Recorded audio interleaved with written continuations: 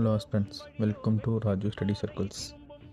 இப்போது நம்ம 2025 எண்டில் இருக்கோம். ஆமாம், டிசம்பர் மந்த் லாஸ்ட் 31 இன்னைக்கு.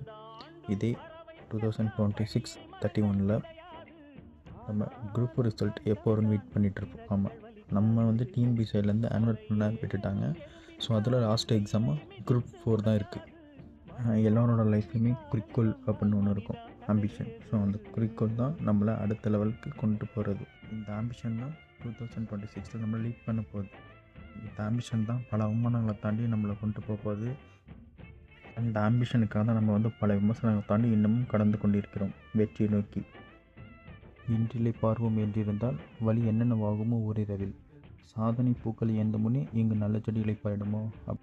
சாலை இளந்தரினோட வரிகளுக்கு ஏற்ப நம்ம என்ன பண்ணணும், அந்த வெற்றி அடைகிற வரைக்கும் நம்ம இளைப்பாறவே கூடாது. இதுதான் நம்மளோட கடைசி வாய்ப்பாக எடுத்துக்கிட்டு நம்ம படிக்கணும். டிஎன்பிஎஸ்சி படிக்கிற எல்லாருமே அந்த வால் முன்னாடி நின்று ஒரு ஃபோட்டோ எடுத்துட மட்டுமா அப்படிங்கிற ஏக்கத்தோடு தான் ஒவ்வொரு நாளும் நம்ம கடந்து போயிட்டுருக்கோம்.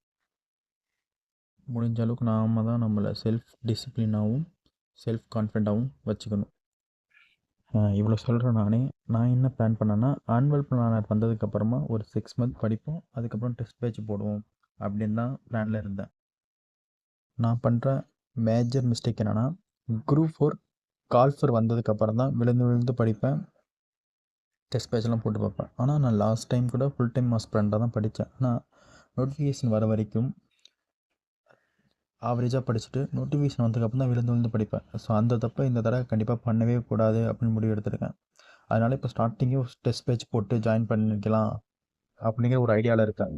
நான் இப்போ கூட ஆனுவல் பிளானர் வந்ததுலேருந்து படிக்கணும்னு இருந்தேன். ஆனால் லாஸ்ட்டு குரூப் 4 புக்கை முடிச்சு வச்சிருந்தேன். இன்ன வரைக்கும் புக்கை ஓப்பன் பண்ணது கூட இல்லை. அட்லீஸ்ட் டெஸ்ட் பேட்ச் போட்டாவது ஒழுங்காக படிக்கலாமே அப்படிங்கிற ஒரு ஐடியாவில் தான் இருக்கேன். அப்புறம் டெஸ்ட் பேட்ச் எதுக்கு மஸ்ட்டுனா, நம்ம ஓனாக படிச்சுட்டு இருந்தோம்னா எல்லாத்தையுமே வந்து மியூச்சுவலாக கொண்டு போக முடியாது. இப்போ தமிழ், மேக்ஸ், ஜிஎஸ்ஸாக இருக்கட்டும், இன்க்ளூட் கரண்ட் அஃபேர் இருக்கட்டும், எல்லாத்தையுமே ஒரே மியூச்சுவலாக கொண்டு போகிறதுக்கு டெஸ்ட் பேட்ச் வந்து நம்மளுக்கு ஹெல்ப்ஃபுல்லாக இருக்கும்.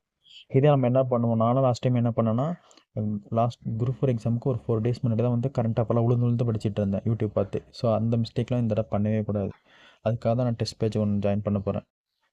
இன்றைக்கி பொற்றுவர் போற்றட்டும் துற்றுவர் தூற்றட்டும் நம்ம கடந்து போனோம்னா, நாளைக்கு வந்து பல வேடிக்கை மனிதர் போல் நான் வீழ்வேன் என்று நினைத்தாய் அப்படின்னு சொல்லிட்டு ஸ்டேட்டஸ் வைக்கலாம். அது வந்து நம்ம கையில் தான் இருக்குது. எல்லாருக்கும் அட்வான்ஸ் ஹாப்பி நியூ இயர். நல்லா படிங்க. 2026 இலக்கு அடைகிற வரைக்கும் நம்ம ஓயவே கூடாது, இலக்கை நோக்கி ஓடிக்கொண்டே இருப்போம். தேங்க்யூ. மறக்காமல் நம்ம யூடியூப் சேனலை சப்ஸ்கிரைப் பண்ணிக்கோங்க.